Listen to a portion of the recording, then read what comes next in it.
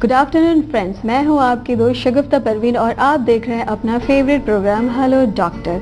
हमेशा हमारे साथ मौजूद होते हैं हमारे योगी जी और ये हमें बताते हैं तरह तरह के बीमारियों का उपाय आसन के जरिए और बहुत सारी बातें करते हैं। तो आज भी हमारे साथ हमारे स्टूडियो में मौजूद है योगी जी और आज हम बात करेंगे एस्थमा की। एस्थमा सांस की बीमारी, ये किस तरह से होता है, क्या इसके असर हैं, क्या असर होता है इसकी हमारी ज़िंदगी पर। तो हम इन सारी बातों को लेकर चलते हैं योगी जी के पास। योगी जी, आपका बहुत बहुत शुक्रिया है हमारे स्टूडियो में आने के लिए। योगी जी, आप हमें बताएं कि ये एस्थमा सांस की जो बीमारी है ये किस तरह से होती है, इन्फेक्शन की वजह से होती है या फिर आजकल एटमॉस्फेयर बहुत ही ज़्यादा गंदा हो चुका है हमारा, बहुत धूल पोल्यूशन बहुत ज़्यादा है, तो इस वजह से भी होता है या फिर कोई जेनेटिक है ये? देखिए, पॉल्यूशन और धूल ये तो एक कारण है, लेकिन सबसे बड़ा कारण है कि हमारे शरीर में कफ बढ़ जाता है और कफ बढ़ के हमारा जो लंग्स है उनको जाम कर देता है।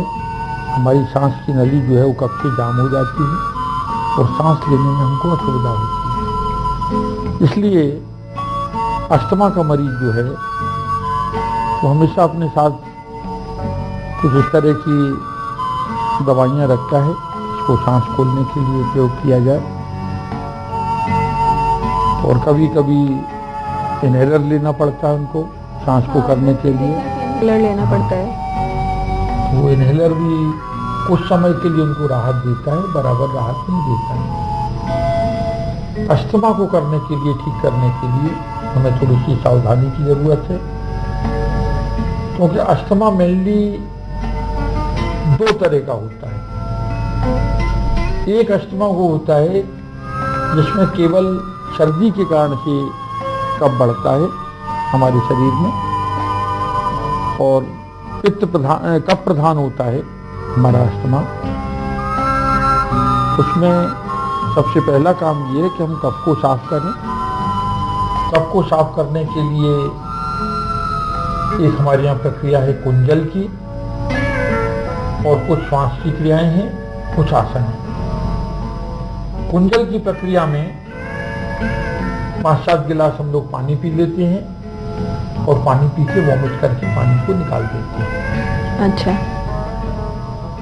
वॉमिट करके जो पानी निकालते हैं उसमें बहुत ढेर सारा कफ जो है वो हमारा बाहर निकल जाता है, उससे कफ से हमें काफी राहत मिलती है। मतलब वजह यही है कि ढेर सारे पानी पीने से वो ऑटोमेटिकली हमें वो टेंडेंसी आ जाती है कि वॉमिट करना है।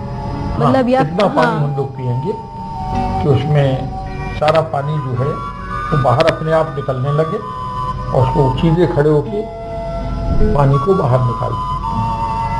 दूसरी प्रक्रिया उसमें ऐसी होती है कि हम लोग प्राणायाम करते हैं, और अगर कफ के कारण से बढ़ा हुआ है तो हमें कुछ गर्म प्राणायाम करने पड़ते हैं। अच्छा। और गर्म प्राणायाम करने से कफ में हमको राहत मिलती है, अस्थमा में भी हमको राहत मिलती है गर्म प्राणायाम करती है। लेकिन दूसरी तरह का जो अस्थमा है आपका, जो पित्त के कारण से होता है, अगर गर्म प्राणायाम। अच्छा, ये जो थी जो सर्दी और एक ये सर्दी के प्राणायाम थे। ये सर्दी के प्राणायाम है। अच्छा। गर्म प्राणायाम जो है वो सर्दी के प्राणायाम है। अच्छा अच्छा। कुछ प्राणायाम इसमें ठंडे प्राणायाम होती हैं जो पित्त वाले को करने पड़ती हैं। कई बार क्या होता है, बीमारी है पित्त के कारण से भी आपका कफ बढ़ जाता है। ये चेक करने के लिए किसी जानकार विशेषज्ञ के पास जाना जरूरी है कि आपका अस्थमा कफ के कारण से या पित्त के कारण से है। क्योंकि अगर कफ के कारण से आपको अस्थमा है और उसमें आपने ठंडे प्राणायाम कर लिए तो अस्थमा आपका बढ़ जाएगा। जी, वो तो ऑटोमेटिकली फिर बढ़ जाएगा, ठंडे से फिर ठंडा। और लेकिन अगर गर्म प्राणायाम आप कर रही हैं और पित्त के कारण से आपका अस्थमा बढ़ा हुआ है, सांस की शिकायत आपको हो रही है पेट गर्म होने के कारण से, तो भी आपका अस्थमा बढ़ जाएगा। अच्छा। तो इसलिए इसमें विशेषज्ञ की राय बहुत जरूरी है अस्थमा में, इसको जड़ से खत्म करने के लिए।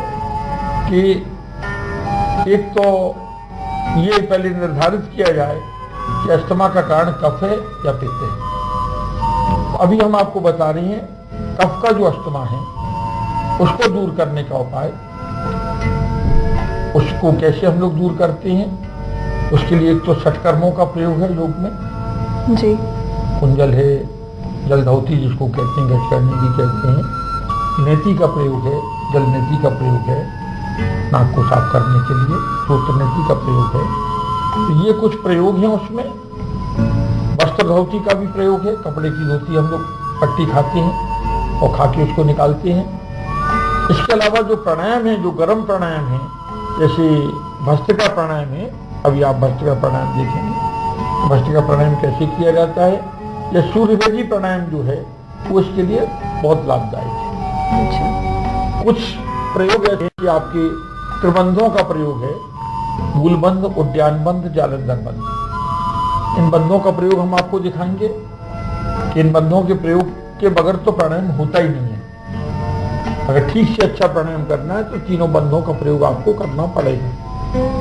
तो इन बंधों का प्रयोग, प्राणायाम का प्रयोग और खान पान का प्रयोग, अगर कफ के द्वारा हमारा बढ़ा हुआ है तो हमें जितनी भी गर्म चीजें हैं, तुलसी है, लौंग है, ये सारी चीजें हमको लाभ करेंगी।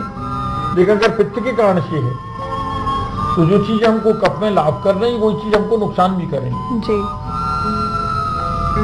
अब हम आपको दिखाते हैं कफ के प्राणायाम, अस्थमा को कैसे ठीक किया है। तो अभी हम देखते हैं कफ के और पित्त के प्राणायाम, ताकि हमें जो अस्थमा का प्रॉब्लम है वो किस तरह से दूर हो पाए। अब आपको अस्थमा के लिए आसन बता रही हैं, और इनको करने के बाद खास करके हमने दो तरह के अस्थमा जो आपको बताई हैं। जो कफ का अस्थमा है उसमें भस्त्रिका का प्रयोग करते हैं। अमीरबान जी जब भस्त्रिका करके दिखाइए, पद्मासन में बैठ जाइए, एड़ी को नाभि के पास लेके आइए, एकदम दोनों नाभि के पास मिल जाए, पद्म का आकार बने।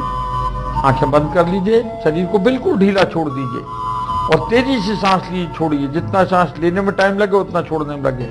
जल्दी जल्दी लीजिए, तेजी से और तेज। शरीर को बिल्कुल ढीला छोड़ दीजिए।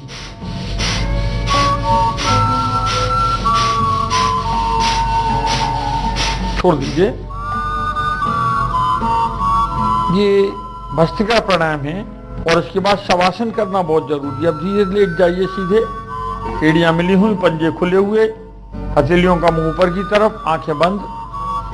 शरीर को बिल्कुल ढीला छोड़ते जाइए और शरीर के एक एक हिस्से पे ध्यान को केंद्रित करते जाइए और ढीला छोड़ते जाइए।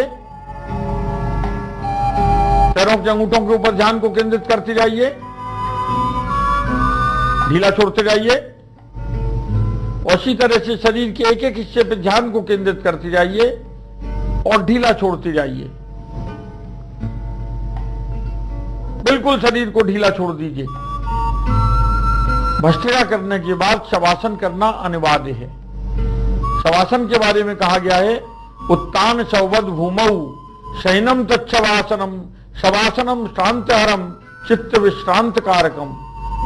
ये शरीर की थकान को दूर करता है, शरीर के स्टेमिना को बढ़ाता है, शक्ति को बढ़ाता है और पूर्ण विश्राम शरीर को देता है। अगर शवासन का प्रयोग हम लोग 15 मिनट कर लें तो जितना हम 4 घंटे 5 घंटे में सो के जितना विश्राम पाते हैं उतना विश्राम 15 मिनट के शवासन के बाद पाया जा सकता है। नाक से धीरे धीरे पूरी सांस लीजिए, लंबी सांस लीजिए, मुंह गोल करके सांस छोड़ दीजिए।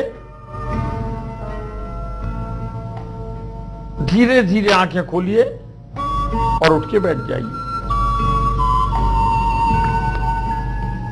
तो ये भी आपने देखा भस्त्रिका प्राणायाम। ये आपके अस्थमा के पेशेंट जिनको कफ का अस्थमा है उनके लिए काफी असरकारी प्रयोग है ये, और इससे वो अस्थमा पे विजय प्राप्त कर सकते हैं। तो योगी जी, अभी तो हमने देखा कि कफ के और पित्त के प्राणायाम से किस तरह से हम अस्थमा की जो बीमारी है उसको हम दूर कर पाएंगे, ताकि हमको जो भी प्रॉब्लम है, चाहे वो पित्त के जरिए हो या फिर हमें जो सर्दी की वजह से, वो हमें पता चल जाएगा कि किस तरह से। लेकिन इसके लिए ये ज़रूरी है कि हम पहले डॉक्टर के पास जाएं, ताकि वो हमारा पता चल जाए कि वो सर्दी से हो रहा है या फिर पित्त की वजह से हो रहा है। तो ये सारे प्राणायाम देखे हम लोगों ने और हमें तो, मुझे तो समझ आ गया। और आपने भी ध्यान से देखा होगा और ये सारे प्राणायाम को आप अपने घर पे ज़रूर करें। अगर आपको इस तरह के बीमारियों की शिकायत है, अगर आपको अस्थमा है, तो प्लीज़ पहले आप डॉक्टर के पास जाएं, डॉक्टर से जानकारी लेके आप उसकी जांच करवाएं कि आपको ये बीमारी जो अस्थमा है ये सर्दी की वजह से या फिर आपकी पित्त की वजह से। तो ये पहले जानकारी ले, जानकारी के बाद ही इस तरह के प्राणायाम आप करें और आप देखेंगे कि आपको बहुत फ़ायदा मिलेगा। अगर आपको इन सब बातों से पढ़कर और भी ज़्यादा जानना हो तो हमें ज़रूर लेटर लिखें या फिर हमें मेल करें या फ़ोन करें response@tazatv.com पर। आपको हमारा प्रोग्राम आज पसंद आया होगा, यही उम्मीद के साथ मैं शगुफ्ता परवीन लेती हूँ इजाज़त। हेलो डॉक्टर से अलविदा।